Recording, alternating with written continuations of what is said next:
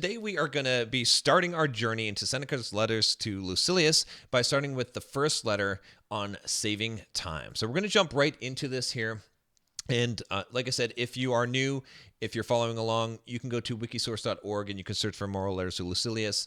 And I won't mention this in future videos because I'm assuming that you're probably going to start at letter 1. So this first letter is called On Saving Time. And he says here in verse 1, "Continue to act thus, my dear Lucilius. Set yourself free for your own sake. Gather and save your time, which till lately has been forced from you or filched away or has merely slipped from your hands. Make yourself believe the truth of my words, that certain moments are torn from us, that some are gently removed, and that others glide beyond our reach. The most disgraceful kind of loss, however, is that due to carelessness." Okay, so let's kind of break down this right here and just go over what he said here. Because one thing about Seneca's letters in this translation is that it can be a little bit difficult to understand, but that's okay because there's a lot of wisdom in the way that these words are written, and that's why I like this translation. So he says here, okay, gather and save your time, which lately has been forced from you, okay, or filched away, or has merely slipped from your hand. So there's basically 3 ways that you're losing your time, right? It's been forced from you, so it's been taken from you. So look, we all have to work a job. We have to make money. We have to survive. There's things we have to do in life. So some of our time is taken from us, and we can't really do much about that besides, go homeless on the street. But either way, then we have to scrounge for food. We have to maintain ourselves in some way. But then he says, second, it might be filched away. So what does this mean? It means that you just wasted it, basically. You wasted it, okay? Or it slipped from your hands. So if it slipped from your hands, that means that you weren't even aware of it, right? And in fact, that's where a lot of the time goes. If you think about it, a lot of the time that you've wasted, it's actually because you didn't even pay attention, right? You didn't even realize that the time was going. And that's going to be a recurring theme in this letter, okay? He says here that, again, it's the same thing. Certain moments are torn from us, some are gently removed, and others glide beyond our reach. Again, you can kind of divide it into those 3 categories. The torn from us is the things that we don't really have that much control over.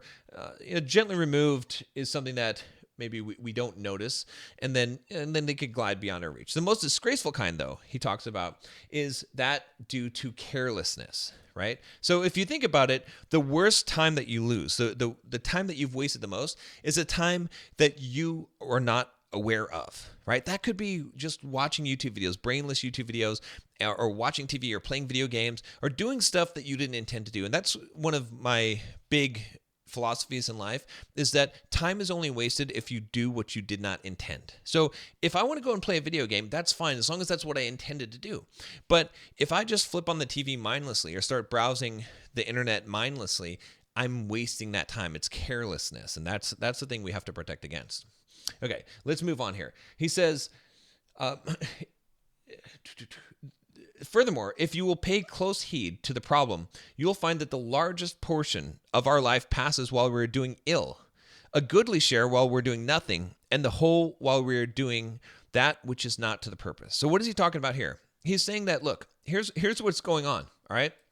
Again, dividing the loss of time, right? And in one instance, what happens is that the largest portion of your life passes while you're doing ill, while you're doing bad stuff, right? You're jerking off on the internet. You're doing stuff that you're not supposed to be doing. You're wasting your time in doing bad things, or arguing with people, or causing destruction in this world, right? Unfortunately, that's the largest portion for most people. Okay, a goodly share while we're doing nothing, just wasting time, not being productive at all, and the whole while we're doing that which is not to the purpose, right? So even though we may be spending a lot of time, are we spending it wisely? Are we spending it on the purpose of what we're trying to accomplish, right? Right now, you might be trying to build a business, or you might be trying to get in shape and get a good physique, or maybe you're trying to get a girlfriend, right?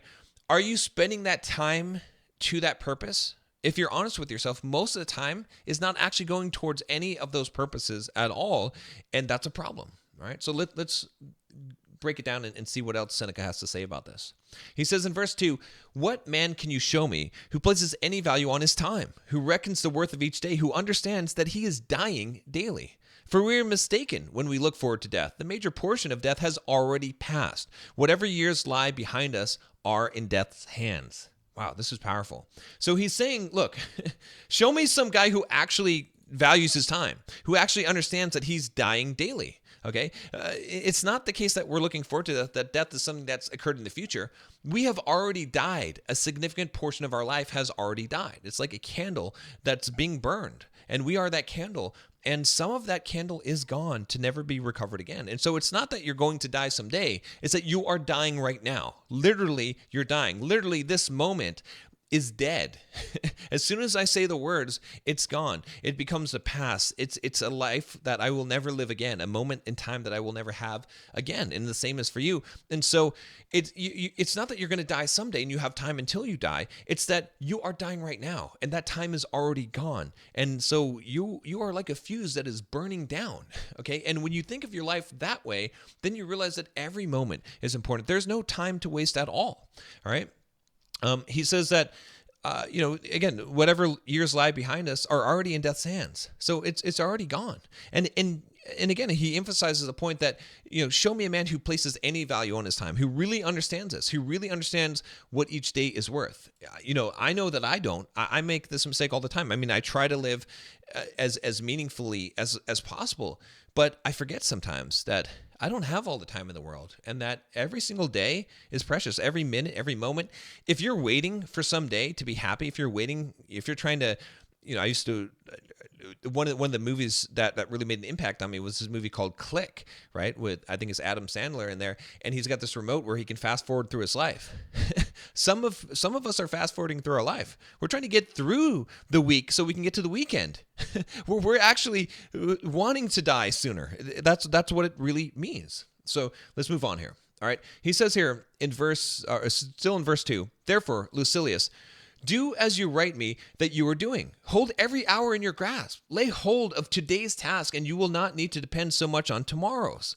While we are postponing, life speeds by. So what's he saying here? He's saying that, look, here's the deal. All right, you're telling me that you're making the most of your time, but actually do it. Hold every hour in your grasp, okay? And he's saying that, look, if you lay a hold of today's task, if you do what you're supposed to be doing today, instead of wasting time playing video games or watching stupid videos on the internet that aren't helping you, but you actually sit down and do the work, then you won't need to depend so much upon tomorrow's, right? Why is the problem? Why is it that you're living paycheck to paycheck? Why is it that you're in debt? Why is it that you're anxious about the future? It's because you're not doing what you're supposed to be doing today. If you constantly were doing what you're supposed to be doing today, you wouldn't worry about tomorrow, because tomorrow would take care of itself. That's why you're constantly living in this fear and this anxiety, right? And he also says that while we're postponing, life is speeding by. So you don't have a remote that you can pause life. You might think that you do. You might think, oh, yeah, I'm going to start the diet on Monday, or I'll start working on my business next year, or whatever it is. You're postponing. You don't feel like it right now. Well, life is still going by. It's still passing. You're not pausing it. You think you're pausing your life, but you're not. It's actually passing you by, and you are dying, and that time is being wasted. So you cannot pause life. You have to live your life now. All right, let's see what else he has to say here. Then he says here that in verse 3, nothing, Lucilius, is ours except time. Nothing is ours except time. We're entrusted by nature with the ownership of this single thing, so fleeting and slippery that anyone who will can oust us from possession. What fools these mortals be! They allow the cheapest and most useless things, which can easily be replaced, to be charged in the reckoning after they have acquired them. But they never regard themselves as in debt when they have received some of that precious commodity, time. And yet time is the one loan which even a grateful recipient cannot repay. So let's break this down. What is he saying here? He's saying, first of all, that nothing is ours except time. We're entrusted by nature with the ownership of this one single thing. Okay? So this is true. If you think about it, the only thing that you truly have is time. Everything else is borrowed. Everything else, including the air you breathe, will go back into circulation someday. The molecules of your body will go into the earth. They will be recycled. You do not really own them. They're on loan to you. But time is the one thing that you possess. And time is the only thing that you can use to trade for other things, right? It is time that gets you money. You trade your time for money. You trade your time for relationship. Time is the most valuable thing that you have, and it's truly the only thing that you can truly claim as your own. So what does this mean? So he's saying that, with all other things, right? We only have this one thing, but with other things, the cheapest and most useless things, okay, which can be replaced, when someone borrows them, okay, from us, or they take them from us, we count that. We count that as a loss. We say, hey, I want to be paid back this money that I lent you. Okay, these type of things that are not super valuable, those things can be replaced, right? Even if someone takes money from you, you can replace that. You can get more money, but you can't get more time. So he's saying we're pay attention to all of these things. We pay attention to those things, but we don't regard time as a debt. Right? When someone takes time from us, we don't realize that that's the most precious commodity. And here's the thing about it is that even if someone wants to pay you back in time, they cannot do it. It's not possible. No one can pay you back time. Once time is taken from you, it is permanently taken from you and it can never come back. Right? And so what he's saying here is that you need to be just like you are cautious about your money or your things and you don't let people take those from you, you need to be cautious about your time, right? But how much of your time are you giving to people who don't deserve it? Are you spending your time waiting for this girl that put you in the friend zone to like you back? That's a waste of your time. Are you spending your time, giving your time, letting someone steal your time that you're in a relationship with? That's not a good relationship. That's not a benefit to you where you're not happy. Stop wasting that time. Don't let someone take that time for you. Are you such a people pleaser? Are you so obligated? Do you do things out of obligation, out of guilt, where you give your time even though you don't want to? Someone's able to take that time from you, right? You wouldn't let them take the money from you, but you let them take the time from you. So stop wasting your time giving your time to people who don't deserve it. Number 4, you may desire to know how I, who preach to you so freely, am practicing. So he's basically saying, okay, all right, smart guy, how are you doing with your own time? Well, he's going to tell us. He says, I confess frankly my expense account balance as you would expect from one who is free-handed but careful. Let me say that again. I confess frankly my expense account balances as you would expect from one who's free-handed but careful. Okay, so he's saying it's about what you think it is. All right, it balances out as someone who's free-handed. So I use time. I use it liberally. Okay, but I am careful with it. So what does that mean? He says I cannot boast that I waste nothing, but I can at least tell you what I am wasting and the cause and the manner of the loss. I can give you the reasons why I'm a poor man. Right? So when he calls himself a poor man, he's saying that he's a poor man in terms of time. Okay? He's old at this point. He doesn't have a lot of time left. He's used a lot of his time up. Okay? But he says that he didn't waste. It's not that he didn't waste anything. He wasted some of the time, but he can tell you, he can account for what he's wasting and the cause of it and the manner of the loss, right? Which I have to ask you, can you do that? Right? I can't always do that. Okay? I can tell you I've wasted a lot of time, but I can't tell you what I've wasted the time on. And unfortunately, this is what he talked about at the very beginning when he said that the worst thing is carelessness, right? That's when, it's fine to waste time if you purposely know that you're wasting that time. At least you have an account of it. At least you know where the time went. And so you can fix that in the future. And at least you have something from that experience. But, if you're going out partying and drinking and doing all kinds of stupid stuff and you don't even remember it, you don't even remember what you've done, you've wasted time and you don't even have an account for it. Okay? You don't even know where that time went. Or if you're just wasting your time carelessly, right? You set out to do some things and you just mindlessly watch TV or watch things on the internet or whatever it is, play video games, and you don't even know where you've spent that time. That's a problem, right? And he's saying that at least he doesn't have that problem. He goes on to say, my situation, however, is the same as that of many who are reduced to slender means through no fault of their own. Everyone forgives them, but no one comes to their rescue. So what he's saying about that is he's saying, look, it doesn't matter whether I use my time wisely or not. It doesn't matter that I can account for the time that I've wasted. I'm in the same boat as someone who's reduced to slender means, who basically loses money or time. We could look in terms of money to no fault of their own, right? So if someone has an unfortunate accident happen and they end up losing a lot of money, everyone forgives them, right? Everyone, when he says forgives them, he means that everyone feels sorry for him. Everyone's like, oh yeah, it's not your fault. Yeah, I get it. I understand. But no one comes to the rescue. And it's the same here. He's saying, it doesn't matter what you've done with your time. No one is going to save you. No one is going to rescue you. Someone might say, oh, wow, that's unfortunate. That's sad. But it doesn't change anything. You have to change the thing. And that's what he talks about next. So he says in verse 5, what is the state of things then? It is this: I do not regard a man as poor, if the little which remains is enough for him. So he says, if you have enough for you, then you're not poor, okay? I advise you, however, to keep what is really yours, what is really yours? Time, right? And you cannot begin too early.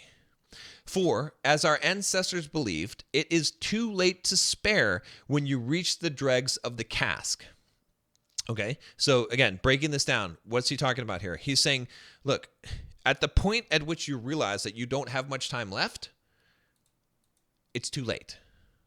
Okay, and this is when most people notice. But this is what he goes on to say about this. He says that of that which remains at the bottom, the amount is slight and the quality is vile. Farewell. So he leaves with that. So what he's saying is that, look, here's the deal. All right, you should really keep what you have. Okay, and you can't begin too early. And here's why you can't begin too early. Because here's the thing. By the time that you realize that you don't have much time left, all right, and maybe you're in your 20s or 30s now, or maybe your 40s or so, but by the time you get to, let's say, 60 or 70 and you realize you don't have much time left, well, when you go and you say, okay, well, now I'm going to start utilizing my time wisely and I'm going to stop wasting my time. One, you're not going to have much left, so it's not going to have as much of an effect. You should started doing that when you're 20 or 30 or now, right? And then second, he says the quality is vile. What does he mean by that? He means that it's not going to be as good. If you have a lot of time and you have time to use in your 20s, that's when you have the most energy, right? You have the most life. By the time you hit 70, 80 years old, guess what? Your back starts to hurt. You got arthritis. You're not as energetic, right? You can't utilize that time as well. The quality is not as high. So, and you might have a lot of health issues. You might be in a lot of chronic pain. There's a lot of things that are going to happen later on as you age.